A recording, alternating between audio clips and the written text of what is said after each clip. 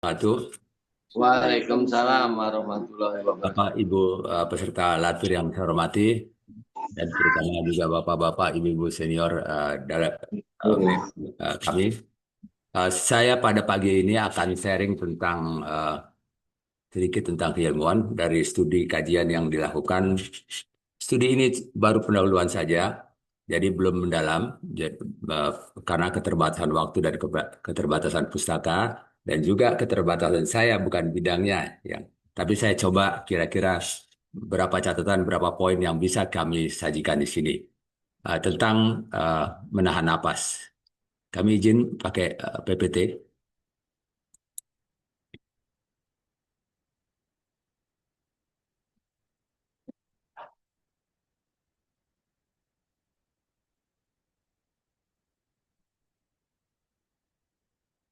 Iya. Nah, kami akan menyampaikan tentang fisiologi menahan napas. Kita tahu bahwa fisiologi ini merupakan bagian dari biologi, jadi mengenai struktur sistem tubuh manusia, terutama pada manusia.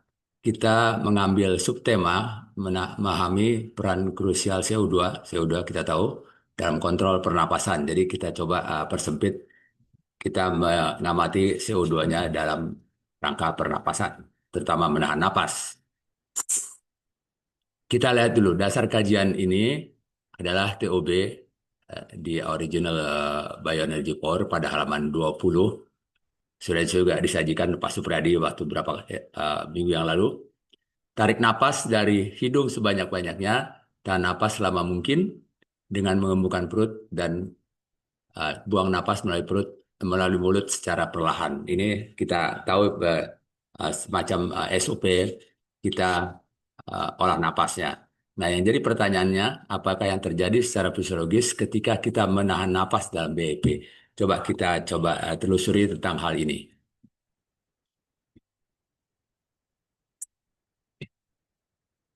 Kita lihat ada mitos dan fakta.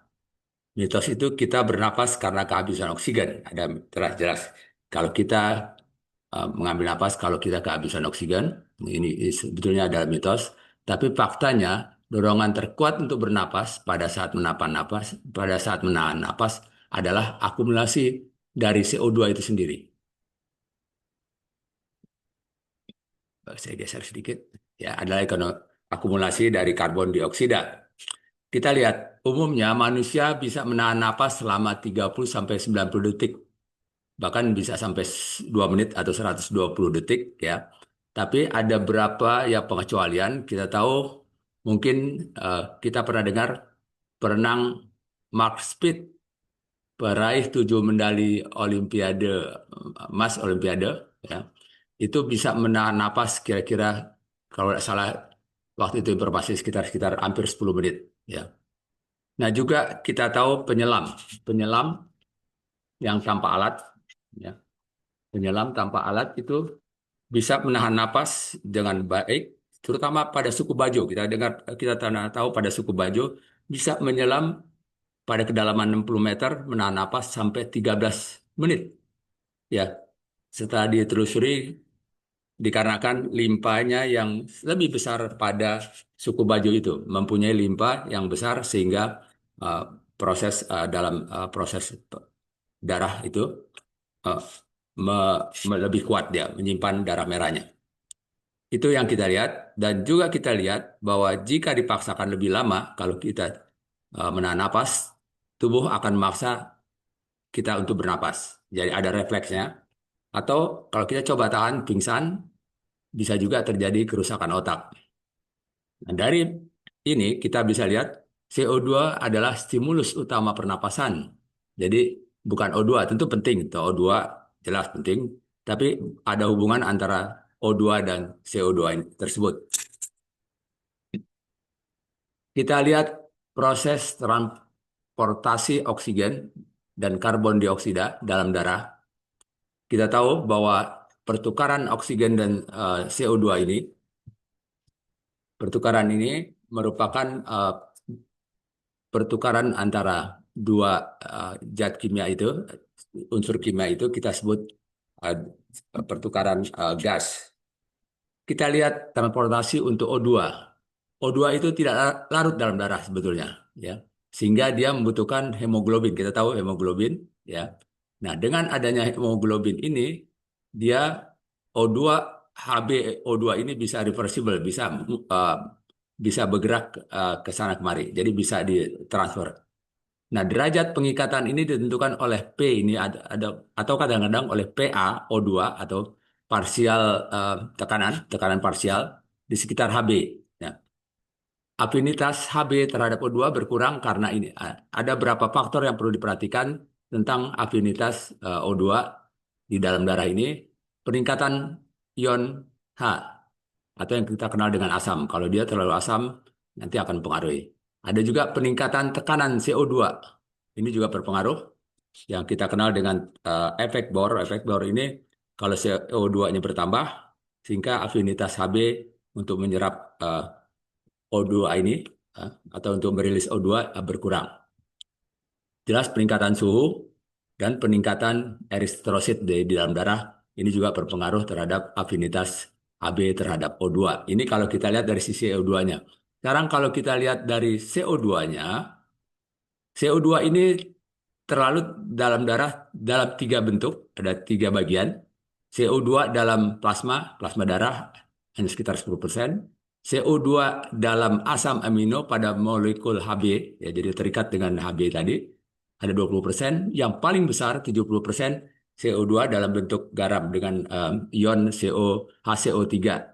Kita tahu kalau CO2 tambah H2 terjadi ion ini. Jadi yang paling besar itu. Di sana ada dua efek penting. Yang pertama, efek Haldini itu tentang penyerapan eh, Hb ini. Penyerapan Hb ini dipengaruhi oleh oksigenasi. Jadi kalau oksigennya meningkat, maka pelepasan bisa terjadi, pelepasan CO2. Kalau oksigennya berkurang, maka peningkatan pengambilan atau peningkatan Hb2.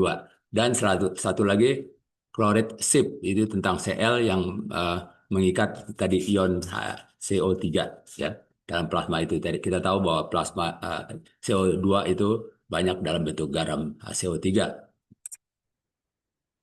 Nah, sekarang tadi kita lihat pertukaran O2 dan CO2 dalam alveoli. Kita tahu kalau udara itu masuk dari hidung, ya, ke paring, ke laring, terus trakea, bronkus, bronchioles, dan alveoli terakhir di sini. Alveoli kita lihat di alveoli. Ya. Ini udara masuk, ya. Udara ini akan ditransfer ke sel ini, ya, ke plasma ini di dalam pembuluh kapiler, ya. CO2 kemari, sedangkan CO2-nya akan diambil kemari. Jadi sini ada semacam pertukaran gas, ya. O2 ditarik oleh sel, CO2-nya dikembalikan lagi ke alveoli untuk kembali lagi keluar melalui hidung atau melalui mulut, ya. Ini pertukaran O2 dalam alveoli. Kita lihat lebih detail. Kalau kita lebih detail pertukaran CO2-nya dalam sel, ya tentunya juga dengan E2, ya. Pada saat ini di sini sel yang kita lihat sebelah kanan, ya. Ini sel, jaringan sel. Ini aliran, ya, kapilernya di sini. Di CO2 ditransfer dari sel ke kapiler, sedangkan O2 ditarik. Nah, dari sana kemari baru mengalir kemari. Nah, di sini ke alveoli tadi yang tadi di depan kita lihat, ya, CO2 dikembalikan dari sel darah ini, sedangkan O2 diambil. Jadi proses pertukarannya seperti itu dengan tisu, dengan jaringan sel, dengan kapiler dan dengan alveoli sehingga dia keluar dalam bentuk pernapasan. Nah, pengaturan oleh sistem pernapasan ini terutama kita lihat untuk yang CO2, pengaturan retensi ini pada saat kita menahan napas, ekspirasi ini pada saat kita melepas napas, ya. Pada hubungannya dengan dari tadi yang di darah diatur oleh eh, tekanan, ya. Diatur oleh tekanan CO2 dalam darah, ya. Kalau tekanan CO2 ini lebih dari 40 miligram Hg, tekanan air raksa ini, tekanan itu, maka dia akan memberikan stimulus kepada modula oblongata di otak yang mengatur tentang napas ini, ya, untuk membuka ventilasi. untuk meningkatkan ventilasi. Ventilasi ini pengaturan udaranya.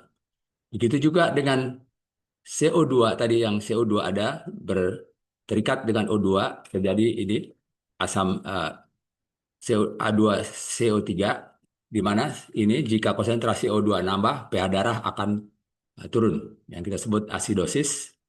Kalau dia konsentrasinya menurun, pH darah akan naik. Nanti kita lihat di belakang hubungan antara terjadinya peningkatan, bagaimana peningkatan pH darah, bagaimana penurunan pH darah, yang sebut kita asam di sini, asidosis ini basa alkali, ya.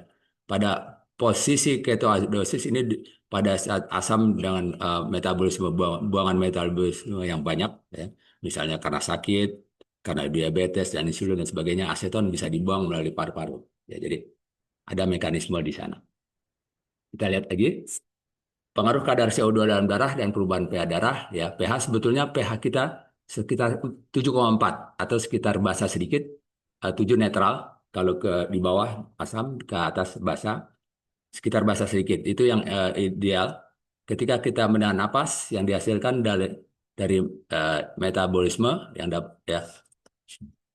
yang dapat kita hasilkan dalam metabolisme tidak dapat mengeluarkan melalui paru-paru, ya. Jadi metabolisme ini kalau terlalu banyak CO2 yang tidak tidak bisa kita keluarkan, menyebabkan kadar CO2 meningkat. Ya, kalau kadar CO2 meningkat, maka di sini akan banyak ion hidrogen sehingga pH darah menurun, ya. Nah, kalau pH darah menurun, tubuh akan mendeteksi perubahan keasaman ini sebagai sinyal, akan disampaikan ke otak bahwa perlu tindakan. Jadi di sini hubungan antara bagaimana kalau kita menahan napas, bagaimana mekanismenya yang terjadi ini. Nah, kalau kita lihat apa yang terjadi kita menahan napas dengan waktu yang lebih lama, ya. Ini saya ambil dari uh, penelitian yang ada di Jerman kalau nggak salah. Dia mengutip juga. Kita melihat hubungan antara CO2, O2, CO2 dan pH. Tadi yang seperti yang saya sampaikan. Ya. Ini kita lihat, nah, kalau napas normal, ya, di sini tahan napas, maka CO2 akan naik dan pH akan turun sedikit. Jadi pH yang tadi 7,4 akan turun jadi sekitar mendekati 7. Ya. Nah, kalau kita tahan napasnya lebih lama, ya, sehingga terjadi hipoksia mendalam, sementara CO2 juga akan naik, ya, sehingga penurunan pH darah juga akan terjadi. Nah, ini yang akan direspon oleh saraf melalui otak, ya. Mekanismenya seperti itu. Nah, kalau kita lihat terus apa yang terjadi, kalau kita lihat bagaimana titik breakpointnya dari pernapasan itu, kita lihat di sini pernapasan normal, ya, ini O2, ini CO2, ya. Ini kita ambil yang penyelam tadi, sama dengan penyelam menahan napas, ya. O2-nya turun, ya. Sementara CO2-nya mulai naik. Karena O2-nya turun, CO2-nya naik. Pada titik di mana CO2 trigger untuk breathing, jadi dia merasa bahwa mereka sudah kemampuannya sampai di sini, dia harus melepas, harus dia bernapas. Nah, ini disebut titik dalam breakpoint dalam pernapasan. Kalau dia tidak melakukan ini, ya, maka O2-nya akan sampai turun terus ke bawah, akan blackout ke daerah blackout. Ini dia bisa pingsan atau ya kayak kita sebut dengan pingsan. Nah, dia dia lepaskan kembali sehingga CO2-nya turun, O2-nya naik kembali. Ini titik breakout point. Cuman berapa lama ini juga tadi ada kalau or- orang biasa sekitar 2 menit paling tinggi. Nah, sekarang kita poin kedua, hiperventilasi itu adalah tadi kita lihat frekuensi napas yang tinggi, ya. Jadi kalau suatu hal kita lakukan pernapasan tinggi, ya, sebelum kita menahan napas. Jadi sebelum kita menahan napas, kita melakukan frekuensi tinggi sehingga menurunkan kadar karbon CO dioksida secara drastis, memicu resiko untuk kita pingsan mendadak, ya. Penurunan CO2 ini kita sebut dengan hipokapnia. Jadi kurangnya CO2 drastis akibat hiperventilasi menyebabkan pembuluh darah ke otak menjadi menunda dorongan napas, akibatnya oksigen ke otak habis ya atau berkurang sehingga menyebabkan kita pingsan. Nah, hiperventilasi ini juga mengganggu keseimbangan asam basa seperti tadi ya.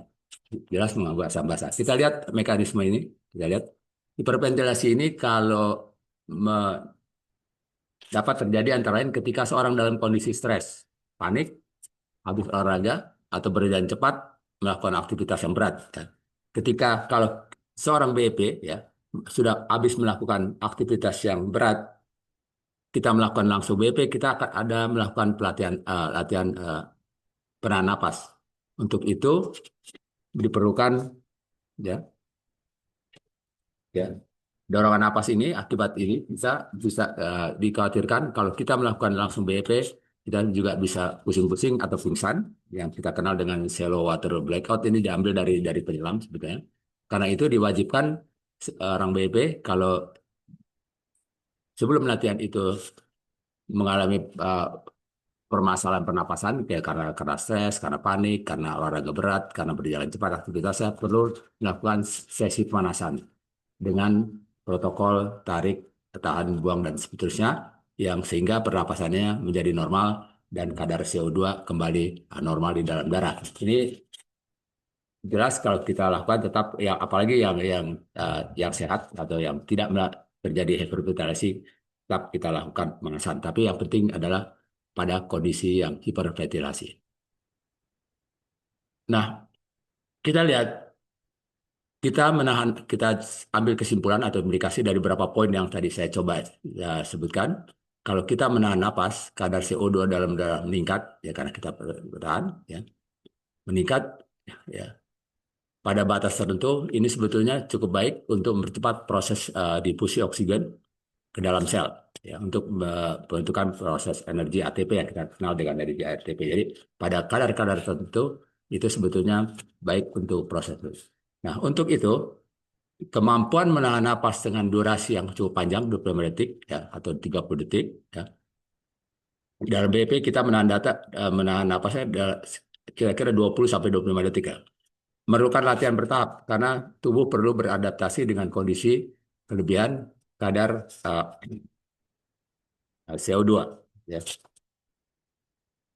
Kadar CO2 yang tinggi atau kita kenal dengan hiperkapnia. Jadi kita perlu latihan. Latihan ini sebenarnya adalah untuk meningkatkan kapasitas paru-paru kita dan juga melatih fungsi pernapasan kita. Jadi dengan latihan kita terus-menerus kemampuan pernapasan, kapasitas paru-paru dan fungsi pernapasan akan lebih baik diharapkan. Nah, selain itu juga untuk tadi pemanasan ini untuk menghindari resiko terjadinya sak napas atau sampai pingsan. Ya. Maka wajib protokol pemanasan sebelum latihan BP tentunya kita tetap lakukan. Itulah beberapa poin-poin yang saya coba sarikan ya dari keterbatasan referen, keterbatasan waktu dan kemampuan. Saya coba mensarikan dengan bernapas ini sebetulnya penahan napas yang dengan kondisi tertentu adalah baik untuk mempercepat proses difusi oksigen dan latihan napas perlu kita lakukan dengan baik yang bertahap dan dalam BP tentunya protokol pemanasan sebelum kita berhenti BP. Itu saja mungkin yang bisa saya sampaikan, lebih kurang. Mohon maaf, dan kalau nanti ada pertanyaan atau komentar, silakan. Kalau tidak, saya keep dulu. Saya karena keterbatasan saya. Terima kasih. Saya kembalikan kepada Pak, ada Ibu Seni atau Pak yang lain.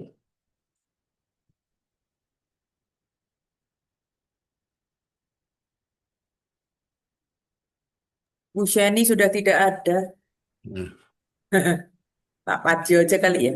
Pak, jalan Pak.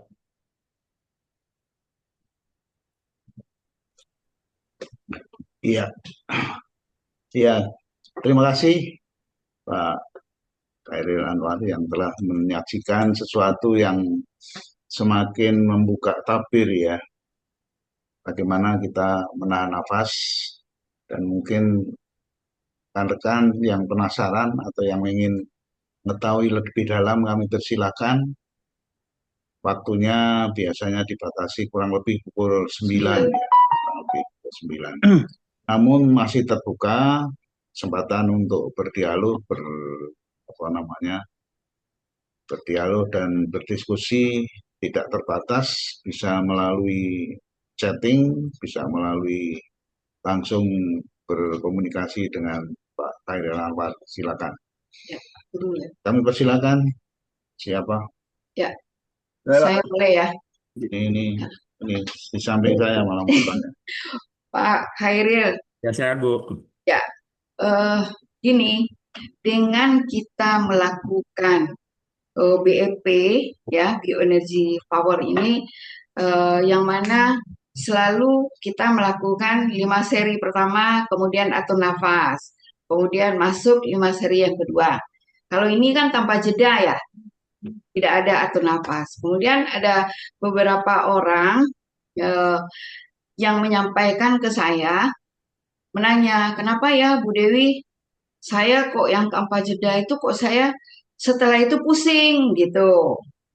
Ya, terus kemudian yaitu jadi beberapa orang yang menanyakan kenapa setelah berlatih BEP dengan tanpa jeda ini itu merasa pusing. Itu aja pertanyaan saya, Pak Khairil. Makasih. Ya, kali terkait dengan tadi ya. Kalau Ya, kita ya, yang menahan napas itu dengan tingkat tertentu, baik sebetulnya betul. untuk aliran Ya, oksigen. Tapi ini perlu kita latih. Apalagi kalau yang gerakan 3 itu menahan napas sampai 20 kalau nggak salah. Kita benar. 36 atau 38, dikurang tarik napas dan buang napas 3 dan 8, 11 kira-kira. Itu ada 25 detik ya. Jadi cukup panjang. Tampaknya ini kalau untuk atur napas, untuk teman-teman yang belum terlatih atau bukan pelatih, yang belum terlatih, maka agak kesulitan, Bu. Mungkin agak pening, bisa juga pening. Jadi yang sampai kalau penyelam sampai pingsan dan sebagainya. Dan ini mungkin tergantung ini ya, tergantung audiennya. Kalau terlalu banyak LTM, kalau LTM banyak teman-teman yang baru, terutama kita pakai atur napas saya pikir. Tapi kalau dengan pelatihan yang pelatih, kumpul kebanyakan mayoritas pelatih, kita bisa langsung karena itu sudah kebanyakan kan sudah latihan cukup banyak Ya, dan betul. itu cukup banyak latihan itu. Jadi sudah biasa eh, kapasitas paru-parunya sudah menahan napas yang panjang cukup Ya, cukup benar. baik. Fungsi fungsi pernapasan juga cukup baik. Jadi kalau teman-teman yang terlatih memang tidak apa-apa. Nggak Tergantung masalah. audiennya Ya, gitu ya. Ya. Karena begini, saya pikir kalau teman-teman yang baru itu karena heart rate-nya itu dengan cepat meningkat. Kalau dipacu terus, dia akan tinggi terus heart rate-nya itu. Jadi kalau dinaik di atas 75 sampai 80% dari heart rate itu, dia akan pacu terus di sana. Kalau kita disambung menyambung latihannya itu, ya. Jadi teman-teman yang baru saya pikir perlu diberi ruang untuk ada jeda waktu atau ada nafas, gitu ya. tergantung Ya, audiens. ya, makasih Pak Khairil. Baik, mohon maaf ini karena membuka ini saya mungkin mohon izin sedikit aja Iya Pak. eh, tentang atur nafas. Pada saat saya mengikuti Pak Ariangga kira-kira 16 bulan saja ya, walaupun saya intens memang. Beliau tidak pada saat saya mengikuti itu tidak dikenal ya adanya atur nafas. Jadi beliau itu tidak pernah diperkenalkan adanya atur nafas. Jadi tanpa jeda terus 10 seri, 20 seri, 30 seri belum pernah diberikan contoh ya, tapi pada saat keseharian itu sampai dengan kurang lebih 20 seri. Tapi pada saat kami mempraktekkan di Kulintang, di PU, ternyata kita mempraktekkan 30 seri, 20 seri tanpa jeda itu banyak yang mengeluh. Banyak yang mengeluh, terus akhirnya kita diskusi teman-teman sama-sama untuk bagaimana supaya kita istirahatkan. Nah, istirahat itu akhirnya disepakati untuk diadakan pengaturan nafas agar supaya nafas itu menjadi normal kembali. Dari sangat kualitatif dan hanya sekedar untuk bagaimana agar si peserta itu tidak terengah-engah. Jadi untuk mencegah terengah-engah itu menormalkan kembali apa pernafasan itu dan kemudian kita mulai lagi dan akhirnya kita sepakat memilih tiap 5 seri. Jadi tiap 5 seri jedah dengan atur nafas itu bukan dari Pak Ariangga, tapi ada kesepakatan kita pada saat itu. Karena untuk mencegah terjadinya terengah-engah. Nah sekarang ternyata setelah kita mencoba, ya ini mungkin LKR nanti akan mengkaji lebih dalam. Kalau tanpa jedah itu dampaknya seperti apa, dan kalau jedah itu tadi sudah dijawab oleh Pak Khairil, dan memang kami menganjurkan bagi yang baru itu perlu latihan, latihan, dan latihan. Dan Pak Ariangga waktu itu menganjurkan, karena olah nafas dan olah gerak itu harus sinkron, sehingga bagi yang belum tahan untuk menahan nafas lebih lama, itu beliau menganjurkan supaya olah geraknya yang dipercepat. Olah geraknya dipercepat untuk mengikuti kemampuan olah nafas, sehingga tetap sinkron. Jadi kalau kira-kira ada indikasi tidak tahan, itu olah geraknya dipercepat aja, supaya gitu olah nafasnya selesai, olah geraknya pun juga selesai. Ini sekedar masukan dari pengalaman saya waktu mengikuti. Terima kasih. Ya, Pak, sama Pak. Mungkin ada yang lain, silakan untuk menanyakan. Boleh Dan ya, Pak kesempatan Khairil. ini sangat Pak luar Khairil, biasa. Ya, silakan, silakan. Pak Silakan. Khairil, saya ingin menanyakan lebih lanjut tentang hipoksia, keterlambatan pemasukan oksigen ke dalam otak. Karena saya pernah mengalami waktu labor di wali kota, setelah labor di bawah panas Pingsan. matahari turun berapa lama kemudian saya berjalan pingsan, dan menurut keterangan dokter yang memeriksa, dokter ahli saraf, itu karena terjadi hipoksia. Jadi mohon dijelaskan lebih detail mengenai hipoksia, terutama mengenai penyebab dan pencegahannya. Terima kasih. Mohon maaf Pak Baroto ya, saya kan itu bukan dari tenaga medis. Oke. Saya latar belakang ekonomi lah, ekonomi pertanian. Saya coba tangkap. Kalau kita lihat hipoksia ini kan penurunan O2 ya, karena penurunan O2. Tadi kita ada napas pendek ya. Kalau penurunan O2, CO2-nya naik. Ya. Kalau lebih panjang lagi ya. Jadi ini terjadi, ini oksigen ini masuk dalam paru-paru ya. Kita lihat bahwa kalau tadi kan bukan dalam rangka kita menarik napas dalam ya, kita sudah latihannya sudah selesai Pak ya, Sudah selesai. pada jalan aja ya. Jadi masih pada kondisi ada hubungannya dengan napas, sumbatan napas biasanya ya, gangguan di paru-paru ya. Biasanya juga kalau kita ingat kalau di dataran tinggi yang kita sulit bernapas kan ya, CO2-nya berkurang, tapi kita bisa mengambil eh, napas yang lebih panjang ya. Seperti itu. Kalau di ketinggian itu kita tidak kuat, kita bisa pingsan juga sebetulnya. Kalau lebih tinggi lagi naik gunung misalnya, kalau tidak kuat karena oksigen berkurang. Nah, ini hubungannya dengan itu, Pak. Oksigen tadi pada waktu latihan masih ke bawah, Pak. Ya. Kondisi ini masih ke bawah. Saya pikir bisa dilihat dari mekanisme tadi antara pertukaran CO2 dan O2. Ya.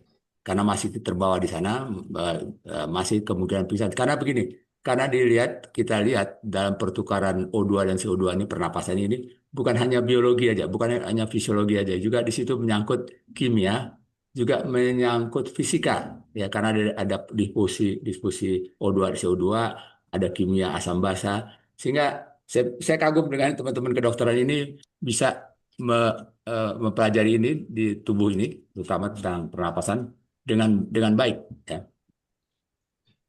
Dari Paramoto, saya pikir ini kondisi yang badan ini per kasus saja, kondisi badan Pak Paramoto masih terbawa dengan kondisi kekurangan O2 tadi. Baik, terima kasih Pak Khairil. Ya, Pak. Mohon izin Pak Khairil. Ya, Pak Joko ini nggak salah. Ya, begini Pak Khairil, saya hanya mengamati kalau kita LTM, terutama di Bogor ini Pak ya. Di LTM itu tidak pernah dibacakan tata tertib mengenai pemanasan. Sedangkan kalau kita mengikuti latihan virtual, selalu dibacakan tata tertib dan ada butir pemanasan bahwa yang datang terlambat harus melakukan pemanasan sendiri. Nah, kalau melihat kesimpulan dari penjelasan Pak Khairil tadi bahwa pemanasan kan sangat penting Ya. sebagai fondasi olahraga yang sehat. Nah, saya kira alangkah baiknya kalau misalnya di LTM itu juga disebutkan mengenai tata tertib itu salah satunya adalah pemanasan. Yang saya lihat hanya di Lampung, Pak. Di Lampung itu LTM, dia membacakan tata tertib, salah satu butirnya adalah pemanasan itu. Itu aja Pak yang saya sampaikan. Terima kasih Pak Khairil. Ya, tanda kehati-hatian Pak ya, harus kita jaga tentang seperti tadi bahwa kita tidak tahu kondisi peserta kita seperti apa kita masing-masing kan sebelumnya seperti apa. Emang perlu pelatihan pemanasan ya. Tampaknya kita perlu hati-hati, tapi pernah terpikir Pak oleh kita ada beberapa teman-teman diskusi kalau dia terutama LTM lah, kalau dia di latih susah. Gimana kalau terjadi dengan sesuatu dengan peserta latihan kita? Ya, kita pernah berpikir ada tenaga medis, makanya dalam RS itu ada lupa saya ada bagian teman yang apa, ada pengaturan apa lah, yang berhubungan dengan medis. Ya. Pemantauan kesehatan peserta. Pemantauan kesehatan betul itu ada itu tapi Ada. seberapa jauh kita Seksinya ada. kita Seksinya khusus. kita mempersiapkan itu dengan baik betul Pak Joko. Kalau kita pernah lihat lah LTM yang cukup banyak lah 100 orang peserta beragam apalagi banyak yang baru itu khawatir juga sebetulnya teman-teman yang pengelola RSC tersebut yang khawatir juga kalau terjadi suatu suatu hal katakanlah pingsan aja bisa juga pingsan karena jatuh bisa juga karena pusing ya. Kita bagaimana ya bagaimana melakukan itu tapi seperti yang Pak Joko tampaknya protokol seperti di Latir protokol untuk di LTM itu perlu dicermati atau dinyatakan kembali bahwa pemanasan itu perlu diikuti ya. Dan juga bagi yang ketinggalan itu juga kalau itu sebetulnya sudah ada yang care juga teman-teman yang tahu bagi yang ketinggalan eh, dalam latihan itu pada saat latihan sudah berlangsung dia melakukan pemanasan sendiri. Itu saya perhatikan ada berapa yang teman-teman melakukan pemanasan sendiri mungkin sudah karena sudah mengerti ya. Tapi secara umum kalau kita lihat LTM yang di Bogor yang besar-besar tuh kita lihat saya khawatir juga bahwa itu begitu masuk langsung langsung saja dia ikut latihan kadang-kadang ikutnya nggak di gerakan dari mulai gerakan itu langsung aja di tengah Langsung ke ya gerakan yang napasnya cukup diikuti dengan cukup baik dengan cukup saya takut khawatir dia Ya. ya. Terima kasih. Terima kasih Pak Joko. Mohon Pak. izin saya juga ingin memberikan masukan tadi bahwa kalau kita cermati di TOB ya buku 1 First Choice for Health di kalau tidak salah ya di bab 2 butir-butir 3 kalau nggak salah bahwa pada saat di TOB itu kita belum mengenal pemanasan sebenarnya karena beliau mengatakan bahwa sebelum kita melakukan latihan itu pada saat generasi terbitnya sebelum terbitnya apa First Choice for Health itu belum dikenal adanya pemanasan yaitu harus dilakukan istilahnya di doping ya, di transfer energi kepada peserta-peserta baru. Karena di situ secara singkat pernah terjadi pengalaman bahwa yang tidak didoping langsung pelatihan itu ternyata pembuluh darahnya sampai pecah. Secara empiris pernah terjadi itu. Kenapa? Karena pada saat latihan ya itu menurut Pak Ariangga terjadi lonjakan energi di mana lonjakan energi itu harus pembuluh darah kita dipersiapkan untuk menerima lonjakan energi tadi. Namun pada saat generasi saya itu pelatih asisten-asisten yang berkemampuan untuk mendoping itu semakin terbatas. Akhirnya beliau mengganti doping itu dengan pemanasan. Pemanasan ada intinya adalah melakukan olah nafas secara secara gradual itu bertingkat dari 5 hitungan sampai 30 hitungan itu. Sehingga dengan demikian beliau mengatakan agar supaya apa? Agar supaya pembuluh darah kita itu siap untuk menerima besaran energi atau lonjakan energi yang akan terjadi pada saat latihan. Dengan demikian saya pernah menulis juga pada KPI dan pesan juga kepada LKR untuk bisa mencoba menstudi ini, karena saya melihat di samping keseharian seperti itu, karena sebagai pengganti doping yang dampaknya itu sangat mengerikan ya, terjadi pecahnya pembuluh darah gitu ya. Sehingga saya selalu menganjurkan dan mengharuskan bahwa sebelum memulai itu harus dilakukan pemanasan. Nah, prosedur yang ditetapkan oleh Pak Ariangga tidak ditulis tapi dicontohkan itu adalah dengan 5 hitungan sampai dengan 30 hitungan tadi. Dan bahkan saya juga usul kepada tim juri, saya perhatikan kalau untuk pelomba itu kan pemanasannya hanya 10, 20, 30. Dan itu sebenarnya tidak seperti itu, tapi karena lomba itu adalah penilaian-penilaian event tertentu ya, silakan aja. Namun saya anjurkan para pelaku itu agar melakukan pemanasan sendiri-sendiri sebelum melakukan lomba. Karena memang pemanasan itu menjadi sesuatu yang mutlak harus dilakukan bagi peserta-peserta baru terutama. Dan bagi kita sendiri, sebelum kalau olahraga biasa pemanasan itu dilakukan, ini pun juga dilakukan sebagai pengganti doping tadi. Ini sekedar memberikan masukan bagi kita semua bahwa pada saat Pak Ariangga mengubah doping itu menjadi pemanasan pada saat generasi saya. Terima kasih. Ya, terima kasih Pak Spadio. Informasi bagi kami yang masuk belakangan lah. Ya. Oke, yang lain. Silakan yang lain. Dan ini langsung maupun tidak memang ada hubungannya dengan apa yang diuraikan Pak Khairil Anwar tadi, bahwa sedemikian mengkait antara satu dengan yang lain. Kami persilakan. Nungki mau tanya. Nah, ini Pak Nungki ini punya pengalaman yang luar biasa ini. Sebetulnya minggu lalu saya mau tanya, tapi ada masalah di komputer saya sehingga saya nggak bisa bertanya. Sebetulnya saya ada 2 pertanyaan, tapi saya satu aja dulu, yaitu mengenai pemulihan tenaga. Jadi saya sudah 1 tahun ini setelah saya transfer tenaga untuk almarhum mantu saya, sudah setahun ini, sejak tanggal 9, beliau wafat tanggal 9 Januari 2025. Saya terus terang gagal untuk memulihkan kesehatan saya. Imun saya turun terus, sehingga saya sering sekali sakit, sehingga saya jarang muncul juga, walaupun saya tetap melakukan latihan sendiri, dan serba salah, dalam arti begini. Untuk menambah kekuatan, saya latihan 30, 30, dan 10. Tapi hasilnya terus terang yang saya rasakan tidak pernah merasa sehat dan bugar. Kemudian kalau saya tambah yang 10-nya itu, selalu terjadi lagi over energy, sehingga saya harus buang lagi. Pertanyaan saya sebetulnya sederhana aja. Kekuatan energi ini ada di mana sih gitu, kumpulnya gitu.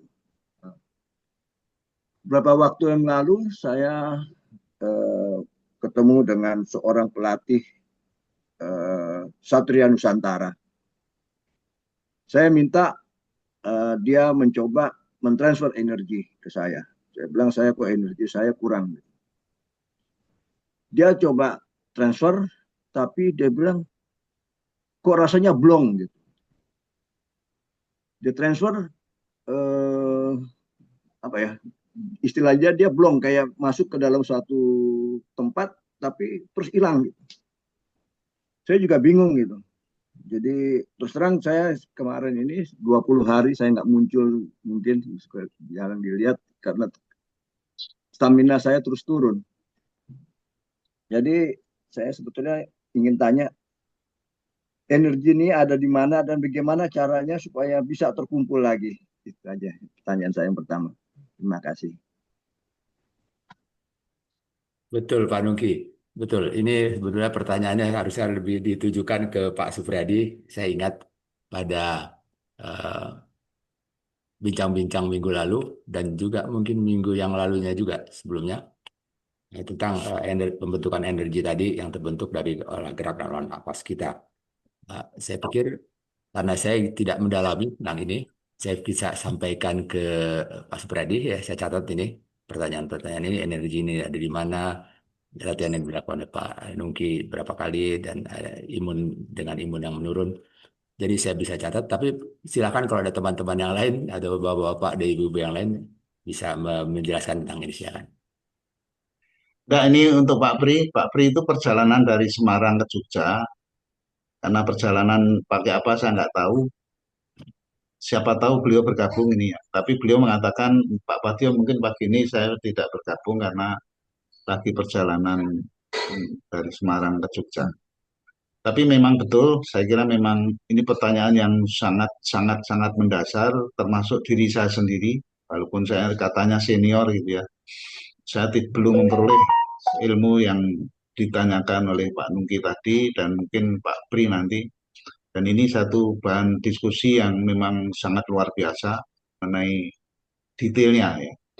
Karena mungkin Pak Nungki belum banyak yang tahu, Pak Nungki itu sempat mentransfer energi pada saat menantu beliau itu ada masalah. Dan akibat dari transfer energi itu, energinya Pak Nungki itu habis, tekor lah mungkin ya istilahnya. Dan untuk memulihkan kembali, merecover itu ternyata kok yang diceritakan Pak Nungki tadi. Dan ini memang perlu dilakukan kajian-kajian.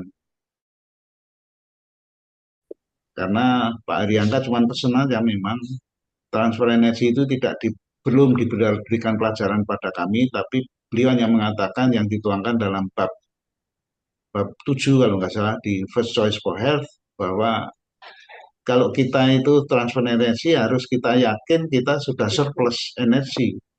Jangan sampai energi yang sudah kita miliki itu akhirnya menjadi, dan beliau menulis di situ ditulis bahwa hati-hati untuk mentransfer energi diutamakan kepada, sebenarnya setelah generasi berikut itu kan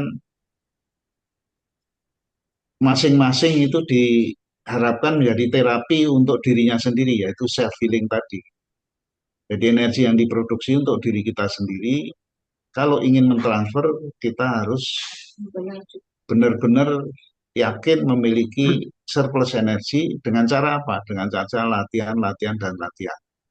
Dan pertanyaan sederhana saya, bagaimana mengukur energi kita itu cukup atau tidak, itu ada enggak alat untuk mengukur itu?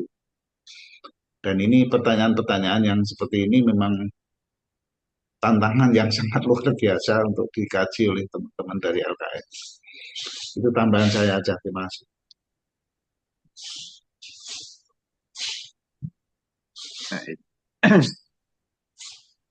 Saya satu lagi mungkin ya, cerita aja nih, cerita mengenai teleterapi. Saya nggak tahu nih betul atau enggak. Saya dulu terus terang waktu masih kecil atau remaja lah ya. Saya ini anak sekolah yang dibilang nakal, bandel. Kelihatan ya. Jadi dari kelas 5 SD sampai SMA tuh saya bisa dibilang tiap hari pasti berdiri di depan kelas. Berantem. Ada jatahnya. Selalu berdiri dari guru-guru. Jadi mulai dari waktu kelas 6 SD saya punya satu geng lah ya, berempat gitu. Kami ini anak-anak nakal gitu. Jadi kalau anak nakal dulu selalu suruh duduk paling depan. Nggak boleh di belakang. Supaya bisa diawasi. Nah, kita ada punya permainan namanya MPH. Merah, putih, hitam. Bingung. Jadi gini, itu ada wali kelas saya, ibu, saya nggak sebut namanya lah ya. Itu apa namanya, ibunya tuh gimana ya, seksi gitu. Terus kami itu berempat sering taruhan. Waktu itu pakai koin Diponegoro itu yang apa, 50 sen ya. Itu satu orang dua. Taruhannya konyol Pak, yaitu terus terang. Dulu kan kalau di kelas itu guru tuh punya kursi tinggi di atas di pojokan. Jadi kita tuh taruhannya konyol, yaitu terus terang maaf nih agak rusuh sedikit, nebak celana dalam dari ibu guru itu. Ya pakai apa, Nah, Pak? caranya itu yaitu istilah dulu kita bilangnya ngongkong. Apa ya bukan bahasa ngongkong itu dia apa duduk dengan kakinya terbuka. Nah, taruhannya itu kita nulis dari ujung, jadi saya Henry di ujung, dia nulis M misalnya, terus geser ke Keo di sebelahnya, ini terus sampai ke saya.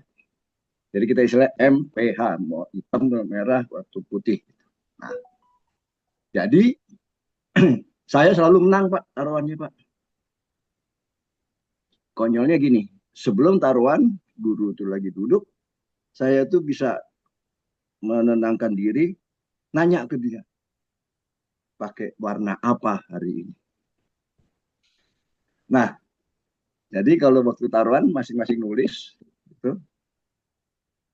Kalau misalnya ada dua nama udah pakai satu warna, itu nggak bisa ditambah. Nah, jadi saya itu selalu kalau saya lihat, wah saya nggak bisa nih, misalnya bu gurunya sekarang saya terima gitu, dia bilang merah gitu. Ternyata merah udah ada dua, berarti saya nggak bisa pasang. Nah itu saya bisa apa ya, bukannya bisa ya, gimana caranya ya? Guru itu tidak akan ngongkong hari itu. Saya bisik, jangan buka, jangan buka gitu. Terus akhirnya nggak ada yang menang. Tapi kalau saya pilih satu warna yang sesuai dengan ini, nah sebentar aja saya bisa ngongkong, saya bilang ngongkong, bener kelihatan putih, saya dapat. Itu waktu ini. Saya nggak tahu apakah itu telepati atau apa, saya nggak ngerti. Nah, waktu saya di SMP dan SMA, di SMA maksud saya, ada guru bahasa Jerman, itu galak sekali ibu. Nah, seperti biasa saya selalu dihukum. Ada aja deh, dia selalu kayaknya kalau dilihat saya udah pokoknya baru mulai masuk kelas saya udah dia bilang nungki depan. Nah, saya biasanya waktu di depan tuh saya suka iseng ambil kapur tuh teman-teman saya tipukin gitu. Nah, kemudian dia bilang ngadep tembok. Jadi udah. Nah, kalau waktu ngadep tembok saya itu mangkel gitu. Saya mangkel terus saya konsentrasi. Saya bayangkan ibu itu. Kemudian saya jailnya begini. Saya semacam apa namanya dalam konsentrasi saya bikin dengan memeras tangan saya gini, ibu ini akan sakit perut. Ibu ini sakit perut. Terus saya gitu. Dan betul, nggak lama ibu itu berisah, terus saya bilang mencret. Dan betul, akhirnya ibu itu lari keluar karena dia mencret di celana. Saya sendiri nggak ngerti kenapa saya bisa begitu. Apakah karena konsentrasi dengan telepati atau apa? Tapi yang pastinya saya kalau dengan ayah saya, itu saya sering berdialog jarak jauh dulunya. Dengan bapak almarhum, itu seakan-akan bisa ngobrol. Hanya sayang waktu menjelang saya mau menikah oleh ayah saya itu istilahnya ditutup apa yang udah terbenak ini. Karena kamu tuh jahil katanya. Nanti suka ini orang. Nah itu jadi saya ingin tanya, apakah itu termasuk telepati atau apa ya? Terima kasih. Terima kasih informasinya Pak Nungki ini. Tapi mohon maaf saya juga bukan ahli psikologi. Saya pikir apalagi jauh sudah kedokteran bukan psikologi juga. Tapi saya pikir ini hubungan dengan indera keenam kali ya. Hubungan Ya, dengan indera keenam. ya. Dalam fisiologi juga disebut parafisiologi eh, tentang psikologinya. Tapi paling tidak informasi ini, terima kasih Pak, informasinya banyak sekali tentang cerita-cerita ini, ya, hubungan dengan tadi tenaga dalam, telepati juga sangat berhubungan, kita juga pernah dengar. Tapi saya pikir kalau teman-teman yang tahu silahkan bisa merespon ini. Silakan Pak, Ibu. Baik, ini sudah pukul 9 ya, dan ini masukan-masukan yang dengan sendirinya ada sangkut paut dengan ilmu yang sedang kita geluti yaitu bioenergy power. Tapi saya mengimbau bahwa kita pada tataran intinya itu sebenarnya Pak Ariangga lebih menitik beratkan kepada self healing method ya, bagaimana kita membangun dulu lah diri kita sendiri masing-masing, bagaimana kita bisa meningkatkan derajat kesehatan kita masing-masing, sehingga visi beliau sudah sangat terkenal, yaitu ingin agar masyarakat Indonesia itu derajat kesehatannya meningkat, dan setelah meningkat atau pada saat yang bersamaan mungkin sampai meningkat, mungkin juga tubuh kita itu akan semakin sensitif untuk dibangkitkan oleh BIP untuk mengobati dan menyembuhkan diri kita sendiri, gitu ya.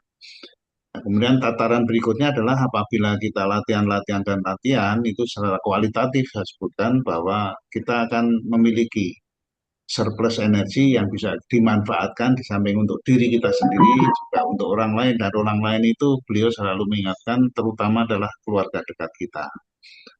Nah, pada tataran berikutnya mungkin kita akan meningkat, dan ini belum ada satupun yang mengikuti tahap berikutnya dari bioenergy power. Saya belum pernah ikut, tapi Pak Iwan sudah pernah ikut dan beliau mengatakan saya pun belum lolos gitu ya.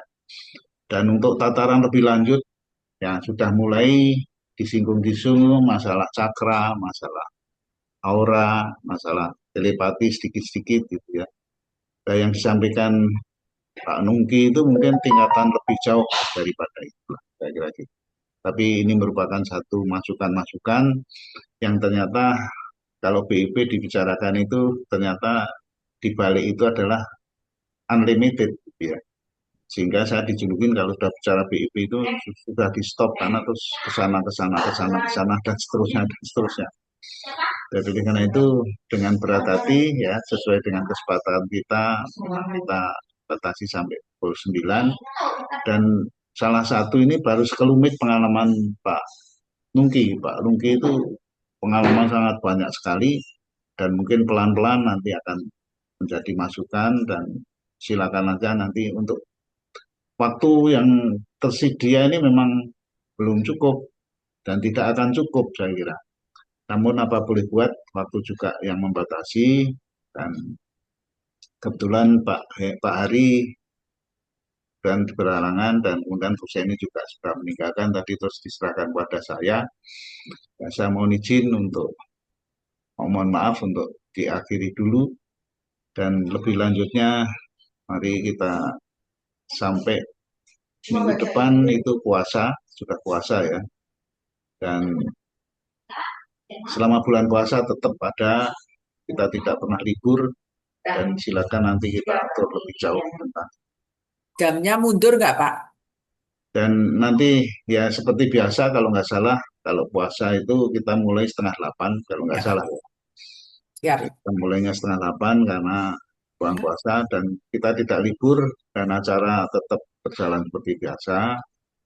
Dan kemudian ya pada kesempatan ini saya juga menyampaikan lah, mohon maaf lahir batin ya, tidak ada acara khusus, saya tidak tahu, karena atas nama pribadi, atas nama rekan-rekan di pokok-pokok, kita mengucapkan selamat untuk menyongsong ibadah Ramadan ya. Mudah-mudahan kita diberikan kemudahan menghadapi Ramadan nanti, dan mudah-mudahan kita semua yang akan semakin lama semakin meningkat derajat kesehatan kita dan kita latihan secara apa yang sekarang populer disebutkan oleh Kementerian Kesehatan bahwa kita lakukan secara baik, secara benar, dan secara teratur dan terukur.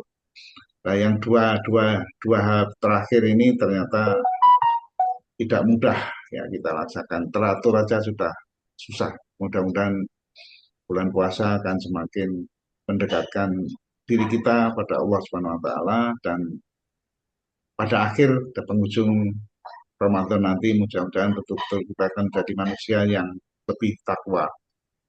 Amin.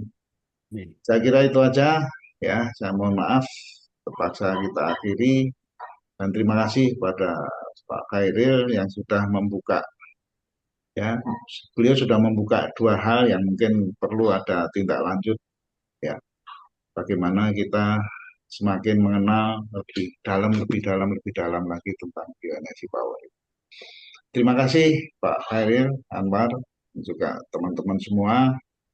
Nah, ini saya kembalikan ke tuan rumah. Kalau tuan rumahnya nggak ada, ya Hitung mundur saja, Pak. mundur aja. Jadi, Saya yang klik. ya, jadi mari kita hitung mundur dari hitungan kelima. 5, Terima 4, kasih. Assalamualaikum. 3, Salam. 1.